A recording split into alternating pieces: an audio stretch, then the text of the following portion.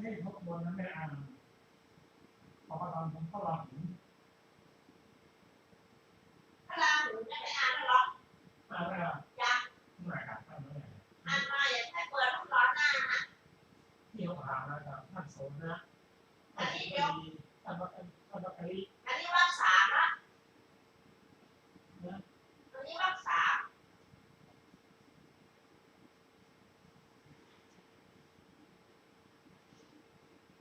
เริ่มต้น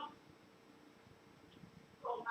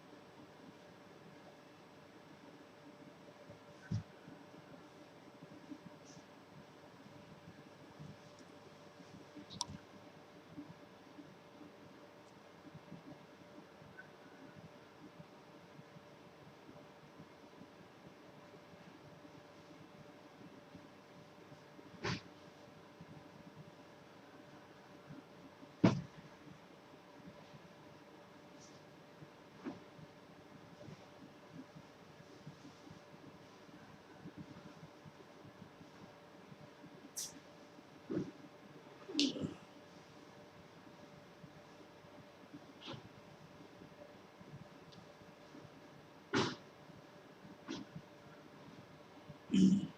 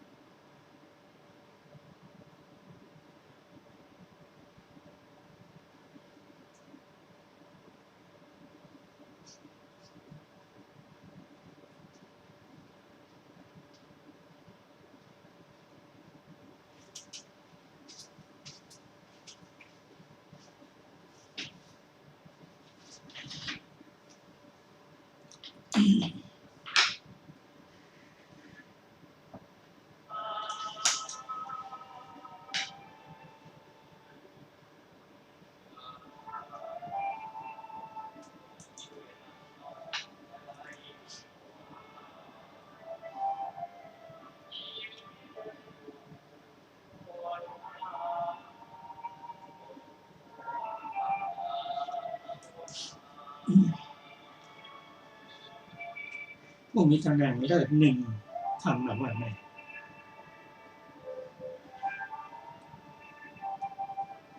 ภิกษุผู้มีเอกคตาหนึ่ง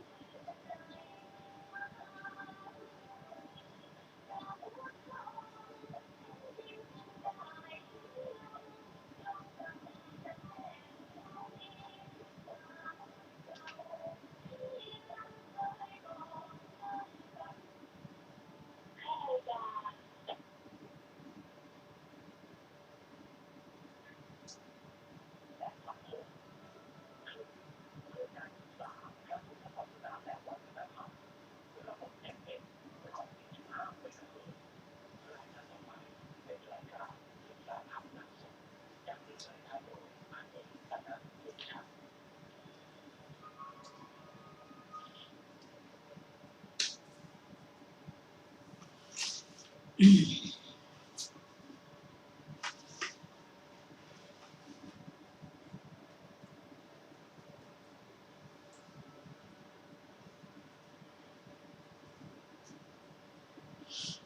นอบน้อมแด่พระผู้มีพระภาคเจ้าพระองค์นั้น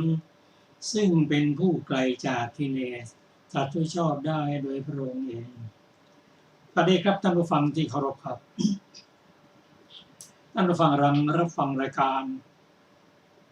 ศึกษาธรรมนำสุขมีเสนอให้ท่านผู้ฟังทุกวันเสาร์ตั้งแต่เวลา 15 นาฬิกาถึง 16 นาฬิกาดำเนินรายการและกระผมพันเอกธนัทเดชะมีอาจารย์สุรภาเดชะเป็นผู้ร่วมรายการ วันนี้เราได้นำพระไตรปิฎกฉบับอรรถกถาเล่มที่ 32 มาศึกษากัน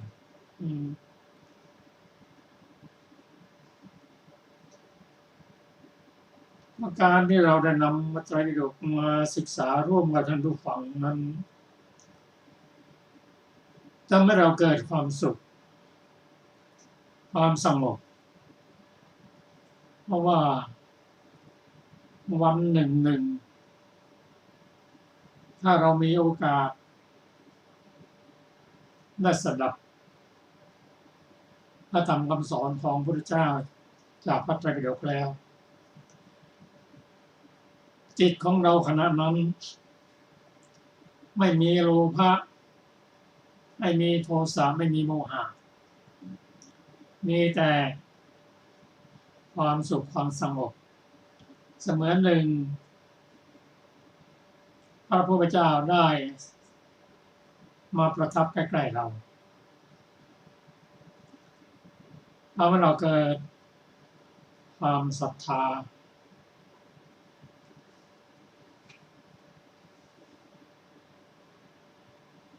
สำหรับวันนี้เราจะได้น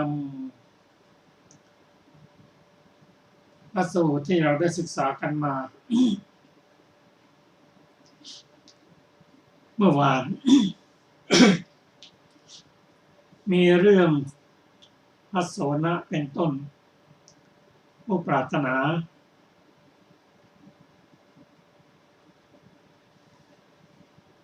จะเป็นผู้มีเอกทัคคะในการแสดงธรรมอย่างไพเราะมีเสียงไพเราะซึ่งท่านก็เมื่อมีความปรารถนาอย่างนั้นเป็นผลที่อยากจะได้รับท่านก็สร้างเหตุนั่นคือทำบุญใหญ่ให้แก่พระพุทธเจ้าที่ทรงพระนามว่าปทุมพุทธะ 7 วัน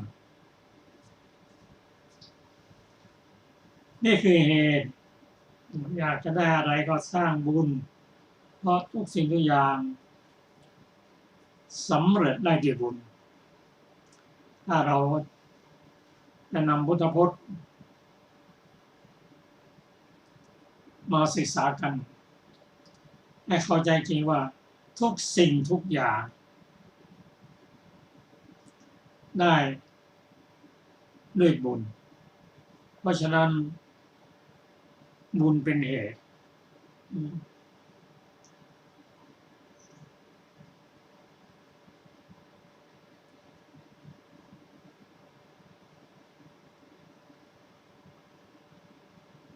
สำหรับเรื่องอันโสนะนั้น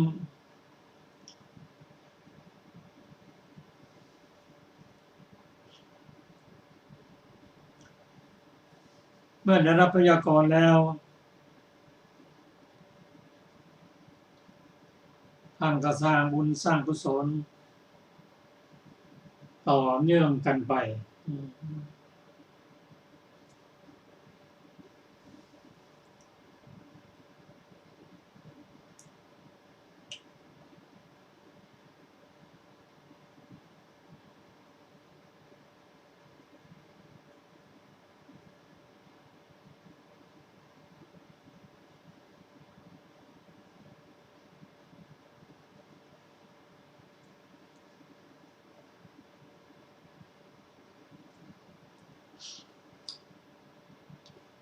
ขออภัยครับ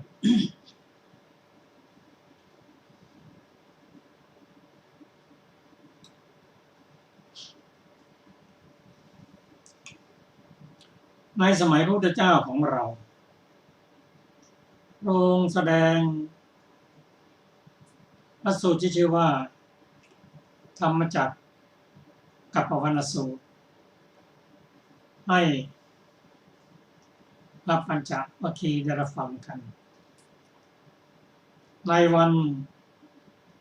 เพ็ญเดือน8วันนั้นพระนันยาโกฏัญญะได้มีดวงตาเห็นธรรมก่อนในโลกของเรานั้นหลังจากที่พระพุทธเจ้าทรงแสดงพระสูตรที่ว่าธรรมจักรกัปปวัณณสูตรเทวดาใน80,000จักรวาลมาประชุมกันหลังจากพระองค์แสดงพระสูตรจบแล้วได้บรรลุธรรมเป็นจำนวนมาก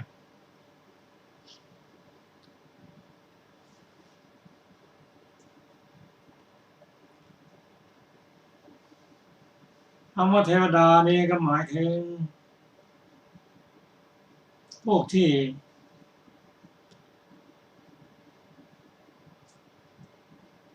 เป็นพวกโอปาติกะคือไม่ต้องนอนในคันซึ่งที่จะเกิดเป็นเทวดาทันทีจะเป็นยักษ์เป็นเทวดาก็แล้วแต่ก็ถือว่าเทวดาเท่านั้นแต่ที่บางทีก็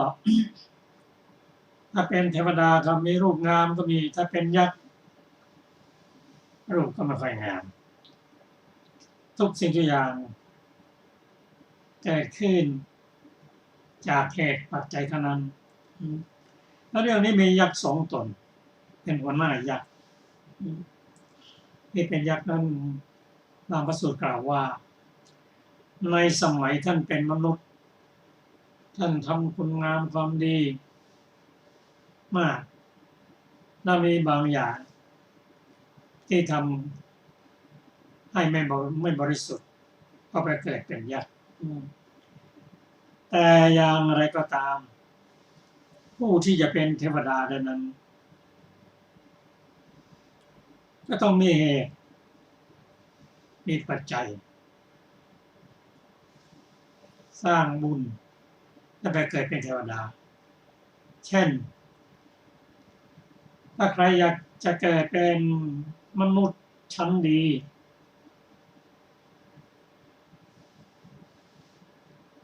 ก็ต้องนำศีล 5มาปฏิบัติ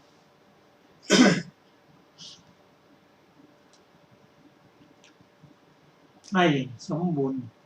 ไม่ขาดไม่ทะลุแน่นอนเคยเป็นมนุษย์ชั้นดีมีปัญญาถ้าจะเกิดเป็นเทวดาชั้นต่ำบางทีศีล 5ท่านกล่าวไว้เหมือนกันให้เกิดในชั้นจตุมมหาราชิกาบางที่พระองค์เสด็จประโปรดก็ไปเกิดชั้นดาวดึงส์เป็นต้นแต่ถ้าจะเกิดในภพภูมิชั้นเทวดา6 ชั้นมีชั้นจตุมมหาราชิกาดาวดึงส์ยามาดุสิตนิมานมรดีบารณีมิตรสวัสดีภูมิก็ต้องอาศัยเหตุที่ละเอียดยิ่งขึ้นท่านกล่าวว่าผู้ใดมีศรัทธามีสุตตะมีจาคะมีหิริโอตตัปปะมีปัญญาก็ไปเลือกเกิดได้ในภพในภูมิของเทวดา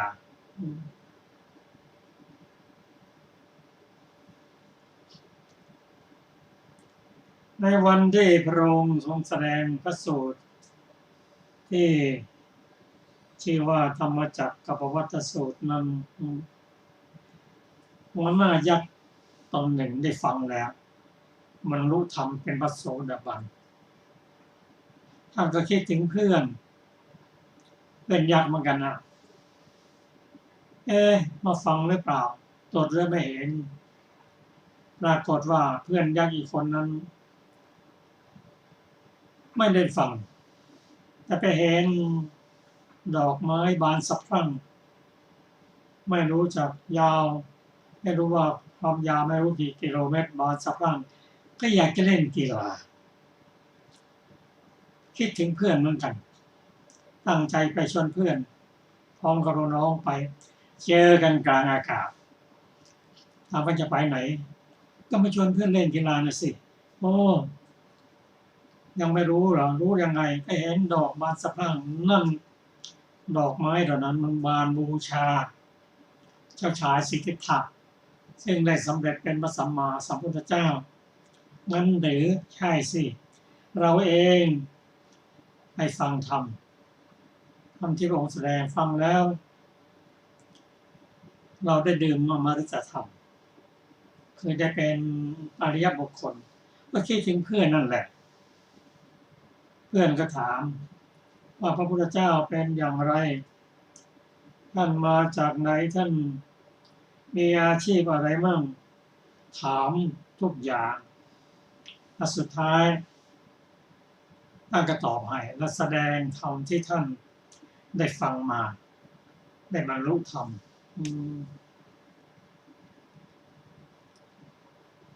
เพื่อนนั้นก็เป็นคนมีบุญเหมือนกันแหละได้ฟังธรรมจากเพื่อนที่เล่าให้ฟังตั้งใจฟังและส่งกระแสจิตไปตามนั้นได้บรรลุเป็นพระโสดาบันเช่นเดียวกันทั้งที่ไม่เห็นพุทธเจ้าแต่ได้ฟังธรรมถ้าจะว่าไปแล้วเพื่อนที่สำเร็จเป็นพระโสดาบันนั้นเป็นบัณฑิตแต่เป็นบัณฑิตที่มีใจกรุณาพบกับเพื่อนที่เป็นบัณฑิตฟังธรรมจากเพื่อนที่เป็นบัณฑิตแล้วไปพิจารณาไตร่ตรองดูเข้าใจจึงเป็นพระโสดาบันได้เหมือนกันใช่เท่านั้นก็หาไม่ขณะที่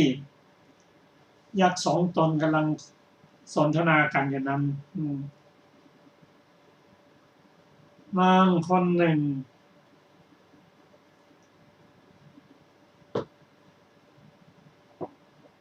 เป็นอุบาสิกา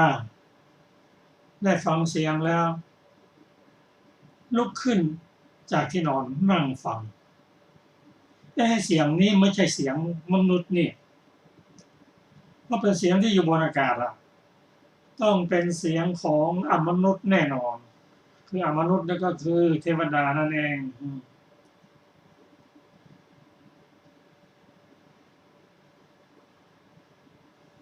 ได้ฟังเรื่องนิยโสตประคองใจที่ยักษ์ทั้งสองคุยกันนั้นแปลเป็นไทยว่าวันนี้เป็นวันอุโบสถ15 ค่ำราตรีอันเป็นทิพย์ปรากฏแล้วมาเราทั้งสองจงไปเฝ้าพระโคดมแท้เพราะพระองค์มีพระนามมันไม่ทรามแท้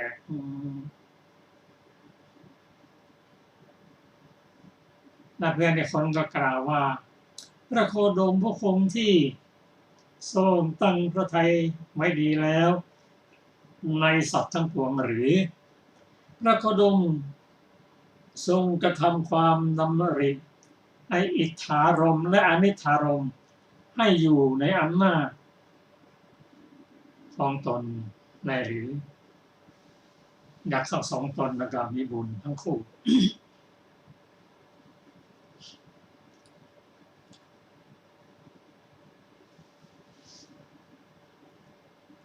ก็กายสมาจารวจีสมาจารอาชีพและมโนสมาจาร ของพระศาสดาอย่างนี้แล้ววิจัชนาข้อที่หมดอยากจะถามแล้วก็ยังอริยสัจว่าพอจบแล้วก็ได้เป็นพระโสดาบัน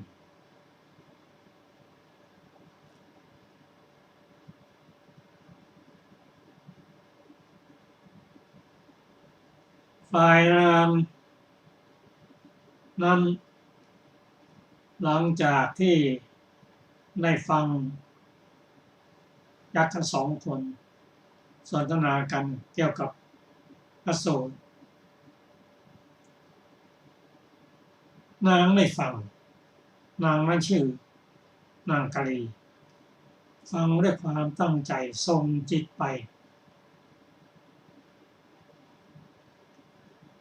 ตั้งอยู่ในโสดาปัตติผลแล้วทั้งที่ไม่เคยเห็นพระพุทธเจ้าจะได้ฟังนั่นก็คือได้ฟังธรรมของพระพุทธเจ้าจากบัณฑิตเกิดความเลื่อมใสทั้งที่ไม่เคยเห็นพระพุทธเจ้าและตนเองก็เป็นผู้ที่สั่งสมบุญมาสั่งสมปัญญามาได้เห็นได้เป็นพระโสดาบันเช่นเดียวกันมันกล่าวให้ว่านางตั้งอยู่ในโสดาปัตติผลแล้วประดุจบริโภคโภชนะที่เขาจัดสำหรับคนอื่นอุบาสิกานั้นเป็นพระโสดาบันคนแรกในระหว่างหญิงทั้งหมดและเป็นหัวหน้าหญิงทั้งหมดในคืนนั้นนางก็คลอดบุตรพร้อมกับการบรรลุโสดาปัตติผลเด็กในท้องมีความเจริญสมบูรณ์ในทางหูตาหูจมูกลิ้นกายและใจได้ฟังธรรม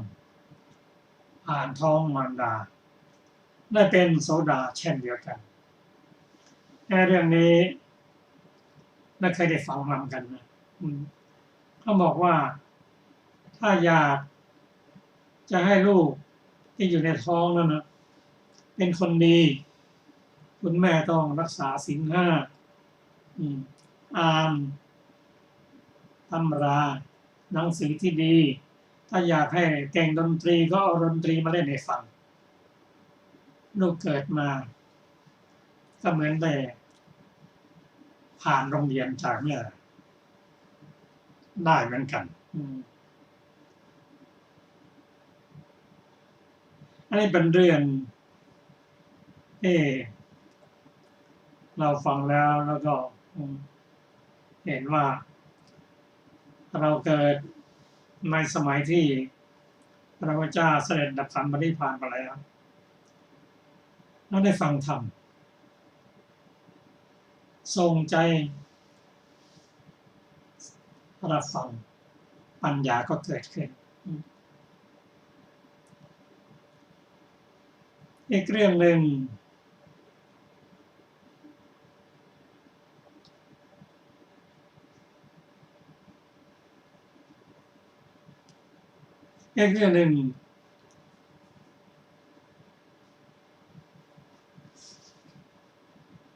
เป็นเรื่องของพระศิวลีเป็นคนมีโชคมีลาภไปที่ไหนไม่ขัดสนในอดีตก็ถวายรวงผึ้งรสหวานให้แก่พระพุทธเจ้าและตั้งความปรารถนาไว้พออยู่ในเกิดในท้องนาง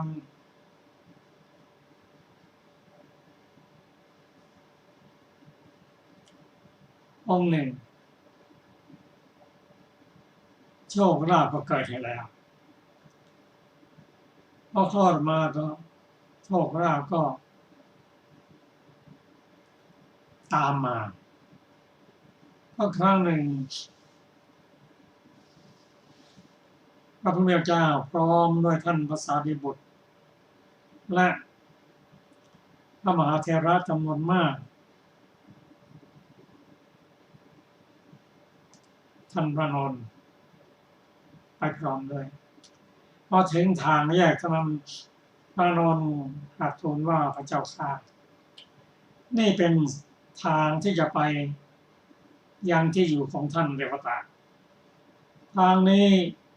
เป็นทางอ้อมระยะทาง60 โยชน์สะดวกสบายแต่ทางนี้เป็นทางลัด30 โยชน์แต่เป็นที่อยู่ของอมนุษย์เส้นทางลำบากพระองค์ตรัสว่าอานนท์ศิวลีมากับเราหรือเปล่าท่านนนท์กราบทูลมาพระเจ้าค่ะงั้นไปทางลัดเลยเพราะลูกศิษย์ลูกหาที่เป็นเทวดาเขารักท่านพระศิวลีรู้ว่าพระศิวลีจะมาทางนี้ผ่านทางนี้จัดที่ถวายอาหารทุก1 โยชน์พระพุทธเจ้าพร้อมด้วยภิกษุก็อาศัยบุญของศิวลีทางไปทางกลับทีนี้เราคงจะเคยเห็นนะตามวัดต่างๆเขามีรูปปั้นของพระศิวลีไว้พระรูปนี้เป็นผู้ที่มีโชคมีลาภใครๆก็ประกราบไหว้อยากจะได้โชคได้ลาภแต่กราบแล้วต้องสร้างบุญได้พอทุกสิ่งทุกอย่างสำเร็จด้วยบุญมาถึงอีกพระสูตรหนึ่งเป็นเรื่องของพระวักกะลิในสมัยที่ท่านเป็นฆราวาสนั้นมายืนฟังท้ายบริษัทพระพุทธเจ้าแสดงธรรมและทรงสถาปนาพระรูปหนึ่ง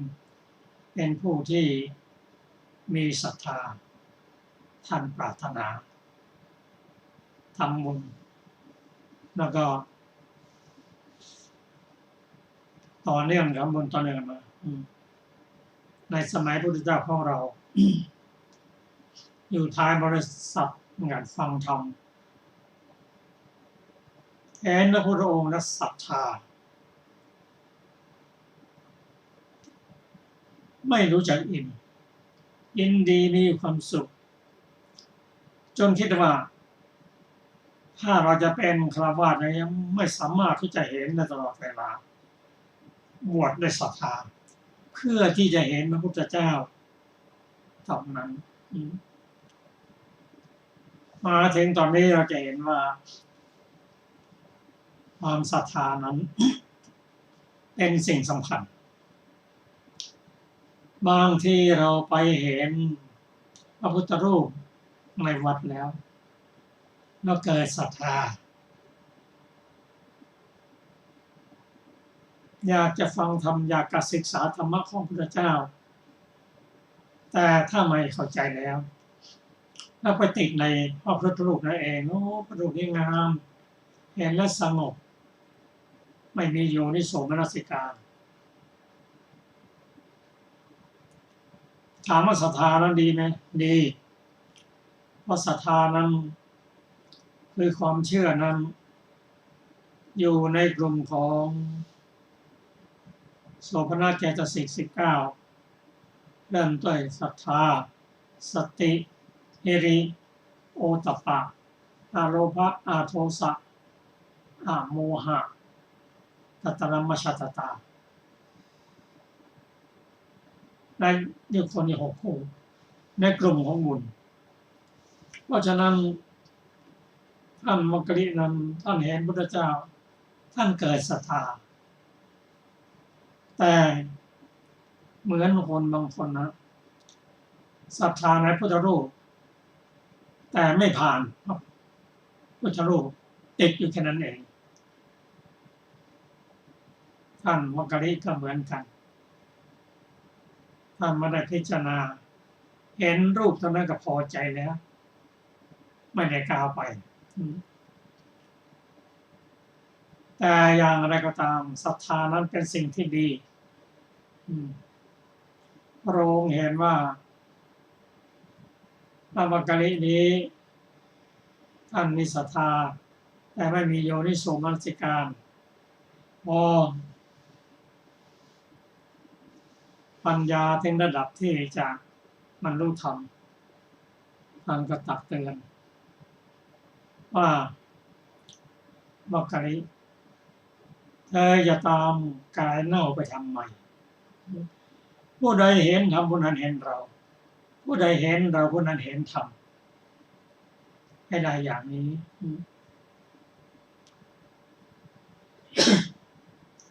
จนในที่สุดเรามาขับไล่อาเปหิมักกะลิน้อยใจว่าพระพุทธเจ้าขับไล่แล้วอยู่ไม่ได้แล้วเราจะเกิดเป็นคนทำไมหนี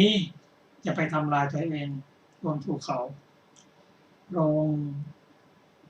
ทรงสาบว่าต้องตักเตือนแล้วต้องให้กำลังใจด้วยพระองค์ก็ทรงพยานไปตอนหลังแต่เห็นพระเจ้าเกิดปิติอีกครั้งหนึ่งว่าพระพุทธเจ้าทรงเรียกเราชมปิติฟังธรรมแล้วบรรลุอรหันต์รับต่อไปนี้ท่านผู้ฟังจะรับฟังอีกประสูตรส่วนหนึ่งขอเชิญอาจารย์สุรภา สวัสดีค่ะท่านผู้ฟังที่เคารพทุกท่าน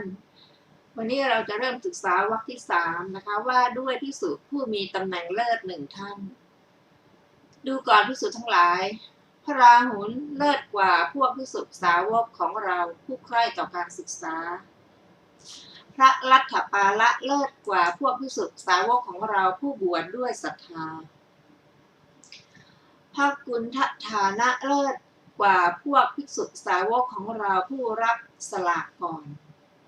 พระวังคีสะเลิศกว่าพวกภิกษุสาวกของเราผู้มีปฏิภาณพระอุปเสนวังคันตบุตรเลิศกว่าพวกภิกษุสาวกของเราผู้นำความเลื่อมใสมาโดยรอบพระทัพพมัลลบุตรเลิศกว่าพวกภิกษุสาวกของเราผู้จัดแจงเสนาสนะพระปิลินทวัชชะเลิศกว่าภิกษุสาวกของเราผู้เป็นที่รักเป็นที่ชอบใจของเทวดาทั้งหลายพระพาหิยะทารุจีริยะเลิศกว่าพวกภิกษุสาวกของเราผู้ตรัสรู้ได้เร็วพลันพระกุมารกัสสปะเลิศกว่าพวกภิกษุสาวกของเราผู้แสดงธรรมได้วิจิตรพระมหาโกฏฐิตะเลิศกว่าพวกภิกษุสาวกของเราผู้บรรลุปฏิสัมภิทาก็จบวรรคที่3อัตถกถาสูตรที่1ประวัติของพระราหุลเถระในส่วนที่1นี้เรื่องพระราหุลพึงทราบวินิจฉัยดังต่อไปนี้บทว่าสิกขากามานังความว่าผู้ใคร่หมายความว่าผู้รักศึกษาซึ่งสิกขา3พระศาสดาทรงแสดงพระราหุลผู้เป็นโอรสของพระองค์ว่าราหุโลได้ยินว่าพระเถระลุกขึ้นแต่เช้าตรู่ตั้งแต่วันที่บวชแล้วกอบทรายขึ้นเต็มมือปรารถนาว่าอัศจรรย์หนอเราจะพึงได้โอวาทและพระอนุสาสนีมีประมาณเท่านี้จากพระทศพลและพระอุปัชฌาย์อาจารย์ทั้งหลายในวันนี้เพราะฉะนั้นท่านจึงชื่อว่าเป็นยอดของเหล่าภิกษุผู้ใคร่ต่อการศึกษาจบอัตถกถาสูตรที่1ในสูตรที่2เป็นประวัติของพระอัฏฐปาลเถระในสูตรที่2เรื่องพระอรัฏฐปาละพึงทราบวินิจฉัยดังต่อไปนี้บทว่าศรัทธาปัปพชิตานังแปลว่าผู้บวชด้วยศรัทธาบทว่ารัฐปาโลได้แก่ผู้ถึงการนับว่ารัฐบาลแม้เพราะอัดว่าเป็นผู้สามารถรักษารัฐไว้ได้หรือผู้เกิดในตระกูลที่สามารถสมานรัฐที่แตกร้าวกันไว้ได้จริงอยู่ภิกษุรัฐปาละนั้นฟังธรรมเทศนาของพระศาสดา ได้ศรัทธากระทำการอดข้าวถึง4 วันจึงให้มารดาบิดาอนุญาตให้บวชได้จึงบวชเพราะฉะนั้นท่านจึงเป็นยอดของเราภิกษุผู้บวชด้วยศรัทธาประวัติพระราหุลเถระและพระรัตปาลเถระก็ในปัญหาธรรมของพระเถระทั้งสองรูปนี้มีเรื่องที่จะกล่าวตามลำดับดังต่อไปนี้ได้ยินว่าในอดีตการครั้งพระปทุมุตระพระพุทธเจ้าพระเถระทั้งสองนี้บังเกิดในครอบครัวคฤหบดีมหาศาลในกรุงหงสาวดีในเวลาที่ผ่านยังเป็นเด็กไม่มีใครพูดถึงชื่อและโคตรต่อพอท่านเจริญวัยแล้วดำรงอยู่ในฆราวาสเมื่อบิดาของแต่ละคนล่วงไปแล้วท่านทั้งสองจึงเรียกคนจัดการคลังรัตนะของตนมาแล้วเห็นทรัพย์หาประมาณไม่ได้คิดว่าชนทั้งหลายมีปู่และปู่ทวดเป็นต้นพาเอากองทรัพย์มีประมาณเท่านี้ไปกับตนไม่ได้บัดนี้เราควรจะถือเอาทรัพย์นี้ไปโดยอุบายอย่างใดอย่างหนึ่งดังนี้คนทั้งสองจึงเริ่มให้มหาทานแก่คนกำพร้าและคนเดินทางเป็นต้นในสถานที่4 แห่งคนหนึ่งสอบถามคนที่มาแล้วมาอีกในโรงทานของตนผู้ใดชอบใจสิ่งใดเป็นต้นข้าวยาคูและของเคี้ยวก็ให้สิ่งนั้นแก่ผู้นั้นเพราะเหตุนั้นแลเขาจึงมีชื่อว่าผู้กล่าวกับผู้ที่มาแล้วอีกคนหนึ่งไม่ถามเลยเอาภาชนะที่เขาถือมาแล้วใส่ให้เต็มๆแล้วจึงให้ด้วยเหตุนั่นแหละเขาจึงมีชื่อว่าไม่กล่าวกับผู้ที่มาแล้วอธิบายว่าถามด้วยความไม่ประมาทวันหนึ่งชนทั้งสองนั้นออกไปนอกบ้านเพื่อล้างปากแต่เช้าตรู่สมัยนั้นดาบทผู้มีฤทธิ์มาก2 รูปเหาะมาแต่ป่าหิมพานต์เพื่อภิกขาจารย์ลงไม่ไกลสหายทั้งสองนั้นยืนในที่ข้างหนึ่งด้วยคิดว่าชนทั้งสองเมื่อดาบททั้งสองนั้นจากแจงบริขารมีภาชนะน้ำเต้าเป็นต้นเดินมุ่งไปภายในหมู่บ้านจึงมาไหว้ใกล้ๆครั้งนั้นดาบทกล่าวกับชนทั้งสองนั้นว่าท่านผู้มีบุญใหญ่ท่านมาในเวลาไรชนทั้งสองนั้นตอบว่ามาเดี๋ยวนี้ขอรับแล้วรับภาชนะน้ำเต้าจากมือของดาบททั้งสองนั้นนำไปเรือนของตนในเวลาเสร็จภัตกิจจึงขอให้รับปากว่าจะมารับภิกษาเป็นประจำในดาบททั้งสองนั้นรูปหนึ่งเป็นคนมักร้อนจึงแหวกน้ำในมหาสมุทรออกเป็น2 ส่วนด้วยอานุภาพของตนแล้วไปยังภพของปทวินทรนาคราชนั่งพักกลางวันดาบทถือเอาฤดูพอสบายแล้วจึงกลับมาเมื่อจะกระทำอนุโมทนาพัดในเรือนแห่งอุปถากของตนจึงกล่าวว่าขอจงสำเร็จเหมือนดังพบปฏิวินทรนาคราชต่อมาวันหนึ่งอุปถากถามดาบทนั้นว่าท่านผู้เจริญท่านกระทำอนุโมทนาว่าจงสำเร็จเหมือนพบปฏิวินทรนาคราชโปรดบอกข้อความพวกข้าพเจ้าไม่ทราบความที่ท่านกล่าวนี้ว่าคำนี้ท่านหมายความว่าอะไรดาบทกล่าวว่าจริงสิกุดุมพีเรากล่าวว่าสมบัติของท่านจงเป็นเหมือนสมบัติของพญานาคชื่อปฐวินทรตั้งแต่นั้นมากุดุมพีก็ตั้งจิตไว้ในภพของพญานาคชื่อว่าปฐวินทรดาบทอีกรูปหนึ่งไปยังภพดาวดึงกระทำการพักกลางวันในเสริมกวิมานะที่ว่างอยู่ที่ว่างเปล่าดาบทนั้นเที่ยวมาเห็นสมบัติของท้าวสักกราชสักกเทวราชเมื่อจะกระทำอนุโมทนาแก่อุปถากของตนก็กล่าวว่าสมบัติของท่านจงเป็นเหมือนสักกวิมาน รั้งนั้นกุดุมพีแม้นั้นก็ถามดาบทนั้นเหมือนอย่างสหายอีกคนหนึ่งถามดาบทนั้นกุดุมพีก็ได้ฟังคำของดาบทนั้นจึงตั้งจิตไว้ในภพหน้าของท้าวสักกะชนทั้งสองนั้นจึงบังเกิดในที่ตนปรารถนาแล้วนั่นแหละผู้ที่เกิดในภพของปฐวินทรนาคราชก็มีชื่อว่าปฐวินทรนาคราช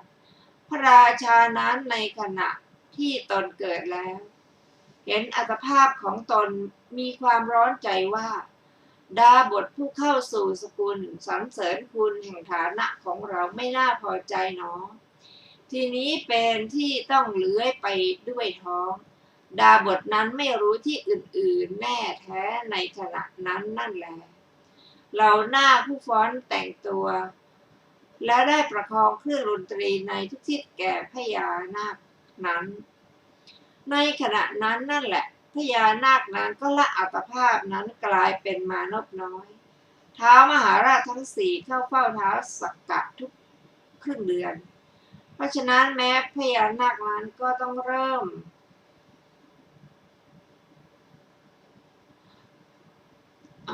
เพราะฉะนั้นแม้พญานาคนั้นก็ต้องไปเฝ้าท้าวสักกะพร้อมกับพญานาคชื่อวิรูปักษ์ด้วยท้าวสักกะเห็นพญานาคนั้นมาแต่ไกลก็จำได้ทีนั้นท้าวสักกะจึงถามพญานาคในเวลายืนอยู่ในที่ใกล้ว่าสหายท่านไปเกิดที่ไหนพญานาคกล่าวว่าท่านมหาราชอย่าถามเลยข้าพเจ้าไปเกิดในที่ต้องเลื้อยไปด้วยท้องส่วนท่านได้มิตรที่ดีแล้วท่านสักกะตรัสว่าสหายท่านอย่าวิตกเลยว่าเกิดในที่ไม่สมควรพระทศพลพระนามว่าปทุมุตระทรงบังเกิดในโลกแล้วท่านจงทำกุศลกรรมแต่พระองค์นั้นแล้วปรารถนาฐานะนี้เถิดเราทั้งสองจักอยู่ร่วมกันเป็นสุขพญานาคนั้นกล่าวว่าเทวะข้าพเจ้ากระทำอย่างนั้นไปนิมนต์พระปทุมุตระทศพลจัดแจงเครื่องสักการะสัมมาณะตลอดคืนยันรุ่งกับนาคบริษัทในภพนาคของตนวันรุ่งขึ้นเมื่อรุ่งอรุณพระศาสดาตรัสเรียกพระสุมนเถระผู้อุปถากของพระองค์ว่า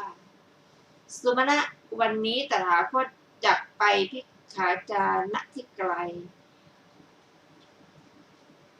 ภิกษุปุถุชนจงอย่ามาจงมาแต่พระผู้บรรลุปฏิสัมภิทาผู้ทรงพระไตรปิฎกผู้มีอภิญญา 6เท่านั้นพระเถระสดับพระดำรัสของพระศาสดาแล้วแจ้งแก่ภิกษุทั้งปวงภิกษุประมาณ100,000เหาะไปพร้อมกับพระศาสดาพญานาคปฐวินทระกับนาคบริษัทมารับเสด็จพระทศพลแลดูพระภิกษุสงฆ์ที่ล้อมพระศาสดาซึ่งกำลังเหยียบคลื่นซึ่งมีสีดังแก้วมณีบนยอดคลื่นแลเห็นพระศาสดาอยู่เบื้องต้นพระสงฆ์นวกะจนถึงสามเณรชื่ออุปเรวตะผู้เป็นโอรสของพระตถาคตอยู่ท้ายจึงเกิดปีติปราโมทย์ว่าพุทธานุภาพเห็นปานี้ของพระสาวกที่เหลือไม่น่าอัศจรรย์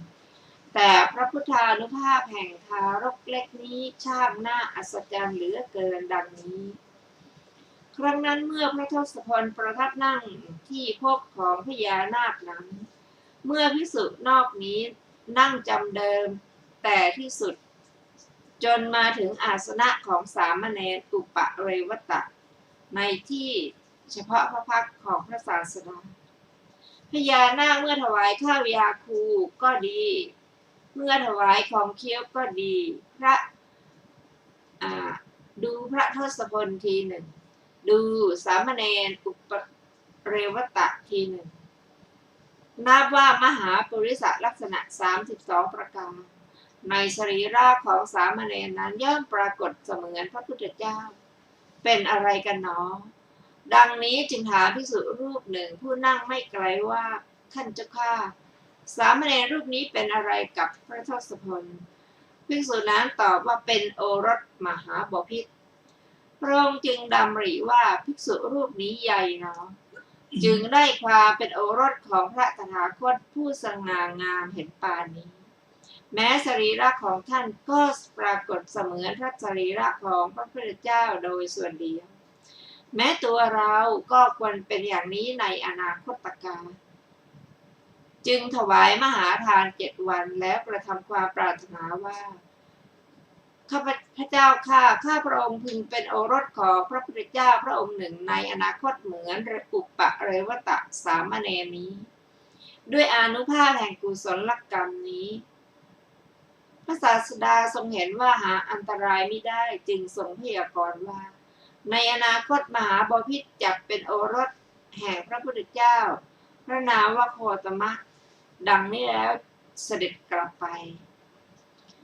ส่วนปัทวินทรนาคราชเมื่อถึงกึ่งเดือนอีก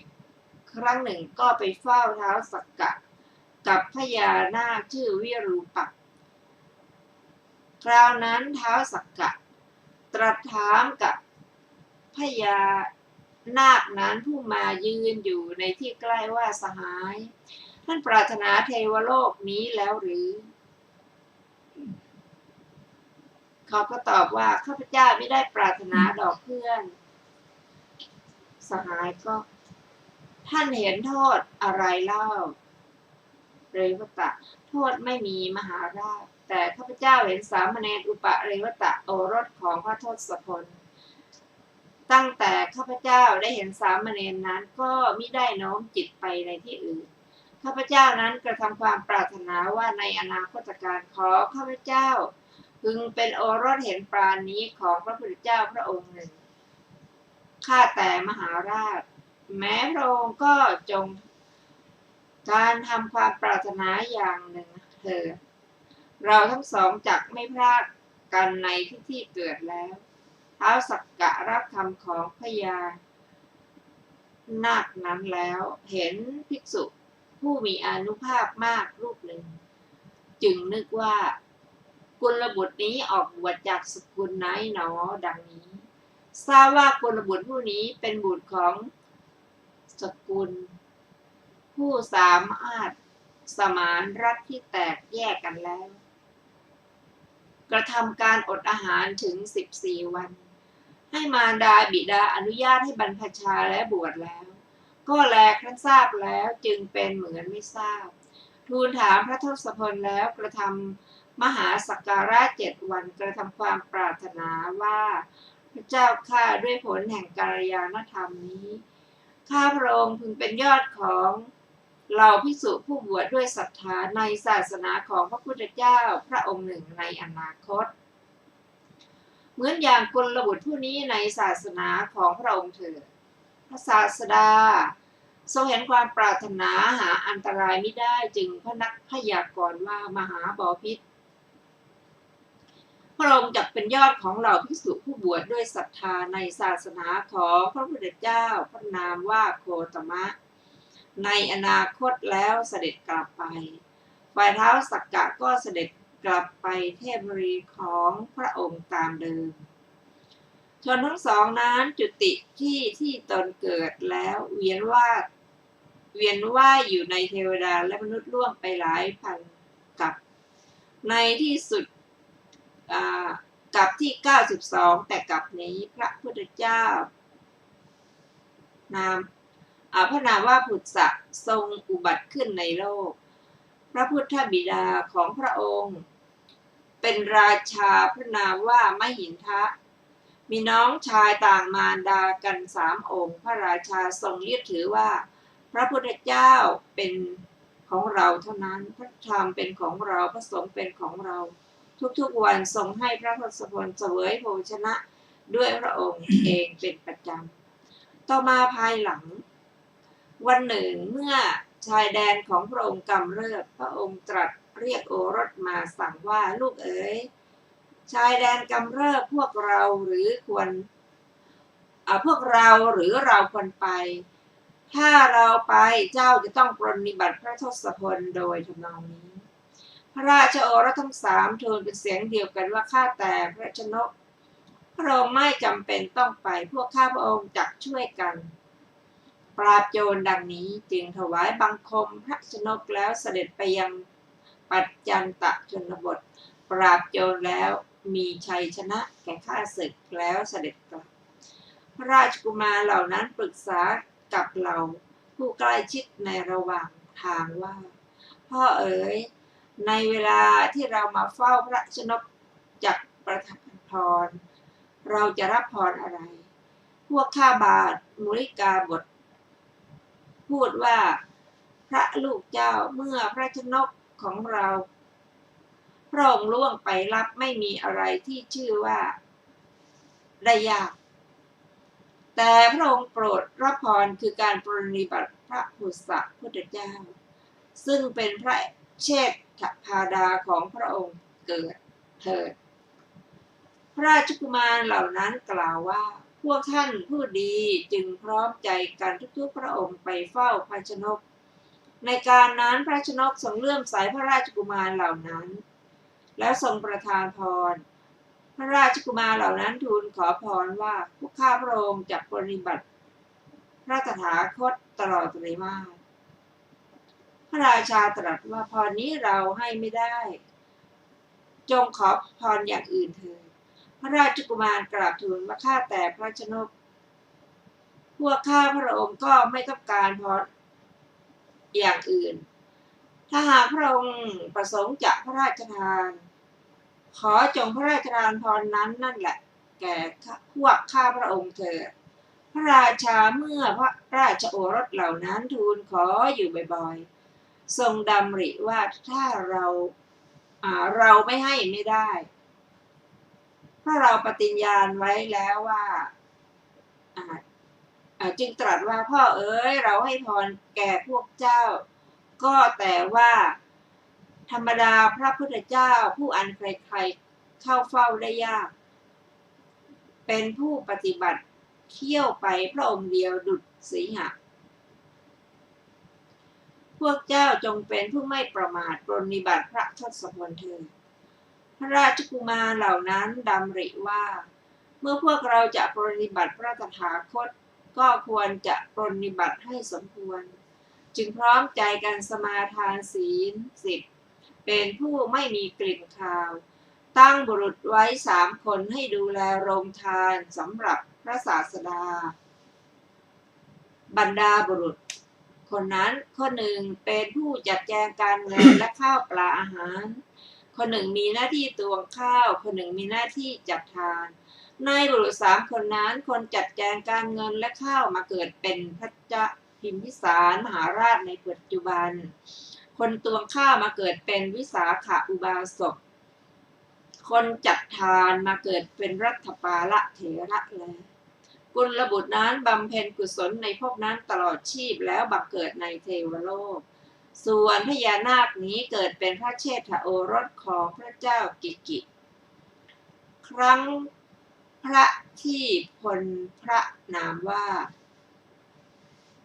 กสปะชื่อว่าราหุลเถระพระยาทั้งหลายขนานนามพระองค์ว่าปัทวินทรกุมารพระองค์มีพระคินี7 พระองค์พระคินีเหล่านั้นสร้างบริเวณถวายพระทศพลถึง7 แห่งพระปัทวินทรกุมารทรงได้ตำแหน่งอุปราชพระองค์ตรัสกับพระคินีเหล่านั้นว่าในบรรดาบริเวณที่พระนางได้สร้างไว้ขอจงประทานให้หม่อมฉันแห่งหนึ่งพระคินีเหล่านั้นทูลว่าพระพี่เจ้า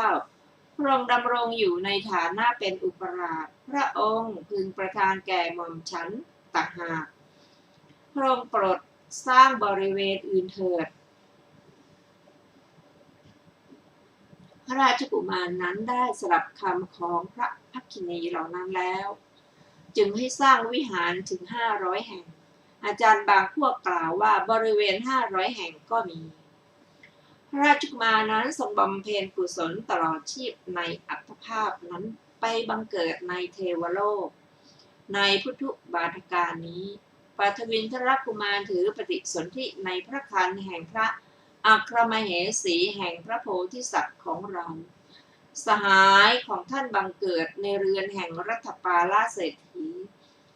ในทุลโกฏทิตนิคมแคว้นกุรุครั้งนั้นพระทศพลของเราทรงบรรลุอภิสัมโพธิญาณแล้วทรงประกาศธรรมจักรอันประเสริฐแล้วเสด็จมายังกรุงกบิลพัสโดยลำดับทรงให้ราหุล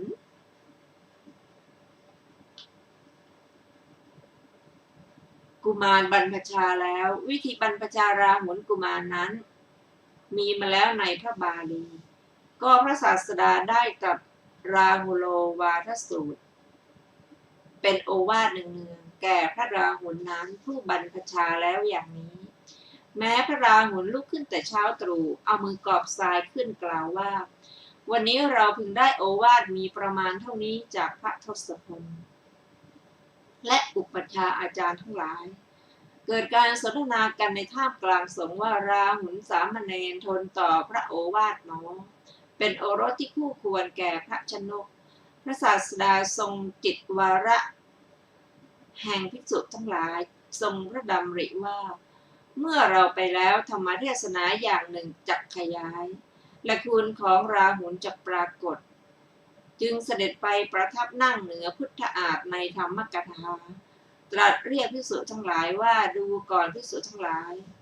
พวกเธอนั่งประชุมสนทนากันด้วยเรื่องอะไรหนอภิกษุทั้งหลายกราบทูลพระข้าแต่พระผู้มีพระภาคเจ้าพวกข้าพระองค์สนทนากันถึงความที่ราหุลสามเณรเป็นผู้อดทนต่อโอวาทพระเจ้าค่ะพระศาสดาทรงดำรงอยู่ในฐานะนี้เพื่อทรงแสดงถึงคุณของราหุลสามเณรจึงทรงนำมิคฆชาดกมาตรัสว่าฉันยังเนื้อหลานชายผู้มี8 กีบนอนโดยอาการ3 ท่ามีมารยาหลายอย่างดื่มกินน้ำในเวลาเที่ยงคืนให้เล่าเรียนมายาของเนื้อดีแล้วดูก่อนน้องหญิงเนื้อหลานชายกลั้นลมหายใจไว้ได้โดยช่องโสตข้างหนึ่งแนบติดอยู่บนพื้นจะทำกลลวงนายพรานด้วยอุบาย6 ประการ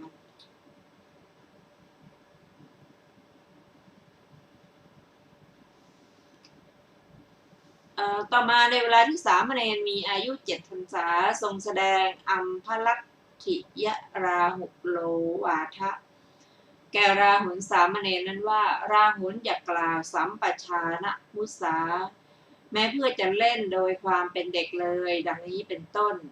ในเวลาที่สามเณรมีอายุ18 พรรษาตรัสมหาราหุโลวาทสูตรโดยนัยยะว่าราหุลรูปอย่างใดอย่างหนึ่งดังนี้เป็นต้นแก่ราหุลผู้เข้าไปบิณฑบาตตามหลังพระตถาคตมองดูรูปสมบัติของพระศาสดาและของตนตรึกวิตกที่เรื่องที่เนื่องด้วยครอบครัวส่วนราหุโลวาทะในสังยุตก็ดีราหุโลวาทะในอังคุตรนิกายก็ดีเป็นอาจารย์แห่งวิปัสสนาของพระเถระทั้งนั้นท่านผู้ฟังที่เคารพค่ะวันนี้รายการศึกษาธรรมนำสุขก็ได้หมดเวลาลงแล้วขอขอบพระคุณทุกท่านที่ได้ร่วมศึกษาด้วยกันเราจะมาพบกันใหม่ในวันศุกร์หน้าเวลา 14 นาฬิกาเป็นต้นไปขอมีความสุขสวัสดีเจริญในธรรมยิ่งๆค่ะวันนี้สวัสดี สวัสดีครับ